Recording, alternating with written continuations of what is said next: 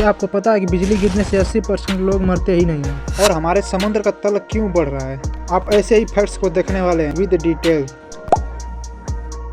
ठंड के मौसम में आप लोग टेम्परेचर तो देखते ही होंगे कि आज का टेम्परेचर है, यहाँ का टेम्परेचर -5 डिग्री, यहाँ पे -50 डिग्री। तो क्या आप जानते हैं कि सबसे कोल्डेस्ट टेम्परेचर कौन सा है? उससे ठंडा टेम्परेचर कोई हो ही नहीं सकता है। तो वो टेम्परेचर -273 डिग्री, जिसको हम 0 केल्विन भी कह सकते हैं। 0 केल्विन से नीचे कोई ठंडा टेम्परेचर है ही नहीं। और क्या आपको पता है कि हमारी पृथ्वी गोल नहीं है? एक फुटबॉल की तरह तो बिल्कुल गोल नहीं है। पृथ्वी का आकार है जियोड, कहीं पर पहाड़ है तो कहीं पर समुद्र है, मतलब कहीं पे ऊंचा है और कहीं पे बहुत गड्ढा है। तो क्या आप जानते हैं कि ये पहाड़ बने कैसे होंगे? देखिए, हमारी पृथ्वी 3 परतों से बनी है।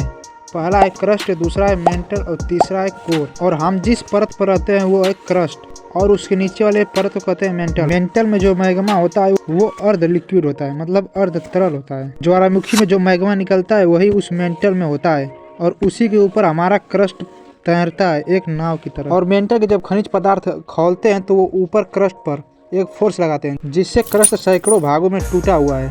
और वो टूटे हुए क्रस्ट भाग जब एक दूसरे से टकराते हैं तो वो बीच में एक पर्वत का निर्माण करते हैं। और इसी तरह हमारा हिमालय या जितने भी पर्वत हैं इसी तरह बने हैं। लाइटनिंग यानी बिजली में इतनी वोल्ट की पावर होती है, यदि हम उसे स्टोर करें तो कई हफ्ते हम उस बिजली से काम कर सकते हैं। इतना हाई वोल्टेज बिजली गिरने के बावजूद भी 80% लोग मरते क्यों नहीं हैं? इसका मेन रीजन है टाइम लाइन। 1 सेकंड के आधे समय में बिजली आती है और वापस चली जाती है, या उससे भी कम समय के लिए बिजली गिरती है।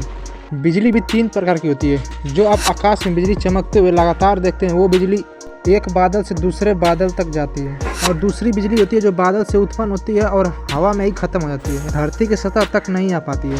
तीसरे टाइप की बिजली होती है वर्टिकल, जो बादल से सीधे धरती पर आती है और यही इंसानों को मारने का काम करती है। मतलब इसी से इंसान इंजर्ड होते हैं, या घायल होते हैं या मर जाते हैं। समुद्री तल के बढ़ने का मेन कारण है ग्लेशियर का पिघलना। इस समय हिमालय का ग्लेशियर, चाहे वो गोमू का ग्लेशियर हो जिससे गंगा नदी निकलती है, मतलब गंगा नदी का मेन नदी भागीरथ नदी निकलती है, इसका भी ग्लेशियर पिघल रहा है। पिछले 100 सालों में लगभग 50% ग्लेशियर हिमालय का पिघल चुका है।